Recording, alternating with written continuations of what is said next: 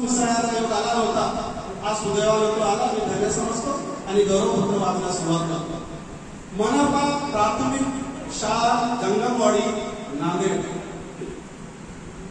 विद्यार्थ्यांसोबतच माहेर व सासर यांना प्रकाशमान करणारी भक्तकी मशाल सौ जबीर सुलताना अहमद मोहिउद्दीन.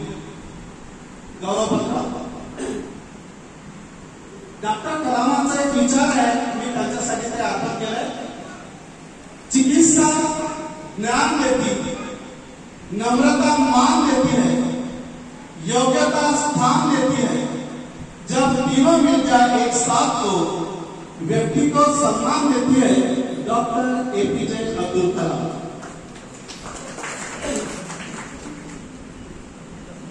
आई रुखिया बेगम, वडील अहमद मोहिउद्दीन यांच्या घरी जबीर सुलताना यांचा जन्म दिनांक 15/4/1966 ला तेलंगणा, कर्नाटक, महाराष्ट्र यांच्या त्रिवेणी सीमा संगमावर असलेल्या देगलूर येथे झाला.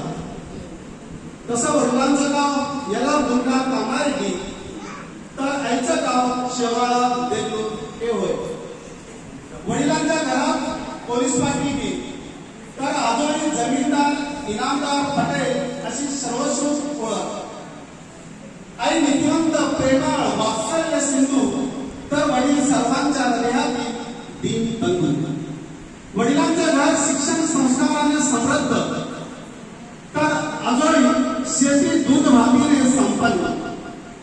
जबीर मॅडमला इतर 4 बहिणी शाहीर बेगम, जरीन सुलताना, समीना सुलताना, रेशमा बेगम आणि लाडका भाऊ अशफा मोहिउद्दीन. सर्वच भावांचे उच्च विद्या विभूषित आणि शासकीय सेवेत योगदान तर भाऊ समाजसेवेचं फक्त हाती घेऊन आई वडिलांचा वारसा पुढे चालवतो आहे. सर्वच सुव्यवस्थित चालू असताना दिनांक 30 ऑक्टोबर 1980 ला काळाने वडिलांवर झडप घातली आणि घरातील आनंदाचे दिवे विझले. त्यावेळेला वडील जीपन नांदेड येथे अधीक्षक या पदावर कार्यरत होते. त्यानंतर आईने अपार कष्ट सहन करत मोठ्या हिमतीने 5 भावंडांचं पालन पोषण केलं, त्यांना उच्च शिक्षित केलं, त्यांना शासकीय सेवेपर्यंत पोहोचवलं. म्हणूनच आज सर्वांच्या जीवनात आनंदाचे मांगल्याचे दिवस आले. सर्वत्र आनंदी आनंद असतानाच आईला 2 मे 2013 ला हृदयविकाराने गाठले. भावंडे बोरकी झाली, दुःखाचा डोंगर कोसळला. आयुष्य तुमचं असं ते आमचं असंच असतं. आकाशात जेव्हा ऊन आणि पावसाचा संघर्ष होतो ना, तेव्हाच मनमोहक इंद्रधनुष्य फुलत असतो. जमीर मॅडमही या निवास अपवाद नाही. त्यामुळे म्हणावंसं वाटतं, एक दिन दुःख का भी अंत होता है, एक दिन दुःख का भी अंत होता है, कुछ भी कहा अनंत होता है, पतझड़ का भी एक मौसम होता है, 12 महीने कहाँ बसंत होता है. जबीर मॅडमचं प्राथमिक शिक्षण जीपा प्राथमिक शाळा मंडई तर माध्यमिक शिक्षण इंदिरा गांधी हायस्कूल हाडको येथे झालं. पुढे BA BEd करून 17 जून 1985 ला मनपा प्राथमिक शाळा लेबर कॉलनी येथे प्रथम नेमणूक झाली. 1985 ते 2000 पर्यंत लेबर कॉलनी आणि 2001 पासून ते 30 एप्रिल 2024 पर्यंत मनपा प्राथमिक शाळा जंगमवाडी येथे सेवा संपन्न झाली. त्यांच्या सेवेचा एकूण कालावधी 38 वर्ष 10 महिने 13 दिवस इतका आहे. या प्रसंगी एवढं म्हणावं वाटते, आपली सेवानिवृत्ती कार्याची आहे, जीवनाची नाही.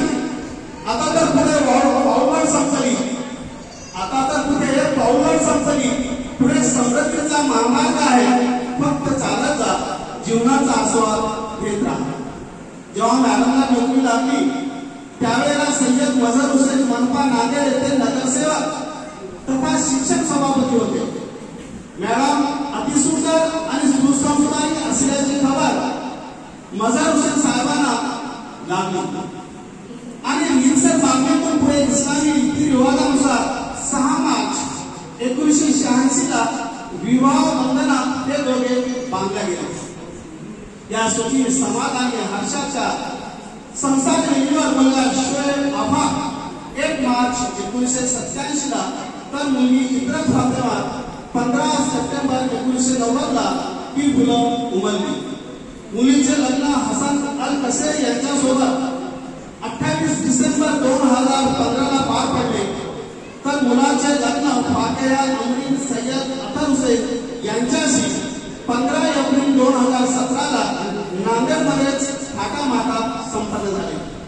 जावई प्रसिद्ध उद्योजक तर मुलगा वडिलांचा राजकीय वारसा चालवत समाजसेवेत वेगळा ठसा उमटवत आहे. पती सय्यद मजहर हुसेन नांदेडच नाही तर मराठवाड्याच्या राजकीय वर्तुळात एक प्रसिद्ध नाव. त्यांच्या आचरणातील सचोटी, कार्यकर्त्यांना लेकराप्रमाणे जपण्याची हातोटी, शब्दातील धार, वागण्यातील धुमाधार याच कारणामुळे गेल्या 40 वर्षापासून त्यांच्या घरात राजकीय नेतृत्व करण्याची संधी मिळते. मुलगा हाच वारसा पुढे नेत आहे. जमीन मॅडम विषयी काय बोलला? स्वतः अग्नीचा दाहा सहन करत इतरांना प्रकाशमान करायचं, स्वतःच्या इच्छा आकांक्षाची आहुती देत सगळ्या सोन्यांचे जीवन उजळून काढायचं. गोर गरीब वंचित बहुजन मुलांच्या डोक्यात सूर्य दिवे पेटवण्यासाठी स्वतः मशाल होऊन तेवत राहायचं. भरकटलेल्या मुलामुलींना सत्य, संयम, क्षमा, शीलपणाचा मंत्र देऊन ज्ञानाचा मार्ग दाखवणे यापेक्षा एका आदर्श शिक्षिकेचं अजून कोणतं कार्य असणार? जबीन मॅडम या हेच तर करत आलेल्या आहेत. म्हणून आम्हाला त्यांचा साफ अभिमान वाटतो. म्हणूनच ही काय गेल्या 15 दिवसापासून आजी माजी विद्यार्थ्यांचा स्नेहमेळा त्यांच्या घरी बहरतो आहे. जबीन मॅडमचे सहकारी कामाची गाडीवर म्हणतात, मॅडम म्हणजे आमची शक्ती, युक्ती आणि भक्ती सुद्धा. मनपाच्या शाळेमध्ये पिल्ल्याची तटबंदी आणि बाहेरच्या त्रासदायक लोकांसाठी जमाव बंदी. मॅडमच्या जीवनात मैत्रिणी जयश्री रायगावकर आणि प्रतिभा कुलकर्णी फोनवर म्हणाल्या, जबीन मॅडम आमचा ज्योती प्राण.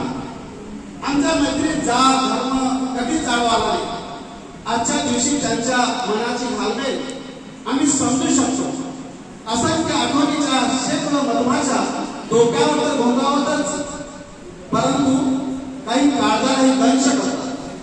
त्यांचा सेवा काय आम्ही जवळून पाहिला आहे. त्यामुळे आमच्याही अनेक भावना उचंबळून येत आहेत. यावर मी इतकंच बोलेन, संवाद संपला म्हणजे सोबत काही सुटत नसते. संवाद संपला म्हणजे सोबत काही सुटत नसते. निरोप दिला म्हणजे नाते काही तुटत नसते.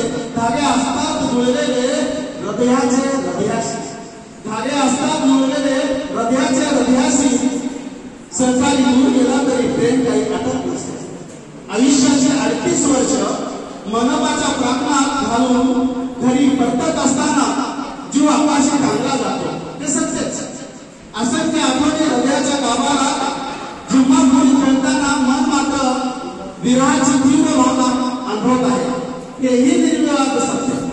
जबीन मॅडमची अवस्था काहीशी अशी झाली, आईना आज भी रिश्वत देता पकड़ा गया. आईना आज भी रिश्वत देता पकड़ा गया. दिल में दर्द था और चेहरा हंसता हुआ पकड़ा गया. शेवटी एक कटू सत्य मान्यच करावं लागेल. या विश्वामध्ये जिथे आरंभ आहे ना तिथे अंतही आहे. सूर्योदय आहे तर सूर्यास्ती आहेच. नेमणूक आहे तर निवृत्ती राहणारच. नेमणूक आणि निवृत्ती यामधील अंतराचा लेखाजोखा म्हणजे सेवाकाळ. हा सेवाकाळ म्हणजे त्यांनी बजावलेल्या कार्याची पावती आहे. जबीन मॅडमची पावती ज्ञानाने, सन्मानाने आणि आपुलकीने भरगच्च भरलेली आहे. हाच समाधान कर्तव्यपूर्तीचा आनंद देऊन जातो. मुलाखत संपताना शेवटी मॅडमला मी एक प्रश्न विचारला, मॅडमजी आपली ख्वाहिश काय? त्या गंभीर होत म्हणाल्या, दौलत नहीं शोहरत नहीं, न वाहवा चाहिए. ना दौलत नहीं शोहरत नहीं, ना वाहवा चाहिए. कैसे हो? कहाँ हो, बस ये तो लौटों की परवाह चाहिए। उगतीचे सूर्य आता मावळतीला पोहोचले आहे, उगतीचे सूर्य आता मावळतीला पोहोचले आहे, मार्गक्रमण ध्येयापेक्षा अधिक साचले आहे, तक्रार नाही, खंतही नाही, संपण्यासाठीच प्रवास असतो, एक दिवस सर्वांना सेवापूर्तीचा आस्वाद घ्यावाच लागतो, आज तुम्ही तर उद्या आम्ही हा रस्ता चालणारच आहे, ये जिंदगी का रंगमंच है दोस्तों, ये जिंदगी का रंगमंच है दोस्तों, वैज्ञानिक ढूंढ रहे हैं मंगल पर जीवन है कि नहीं, ये जिंदगी का रंगमंच है दोस्तों, वैज्ञानिक ढूंढ रहे हैं मंगल पर जीवन है कि नहीं, और हम ढूंढ रहे हैं जीवन में मंगल है कि नहीं। लेकिन जब भी मैडम का जीवन मंगलमय हो, सुखमय हो, यही शुभकामनाओं के साथ अलविदा।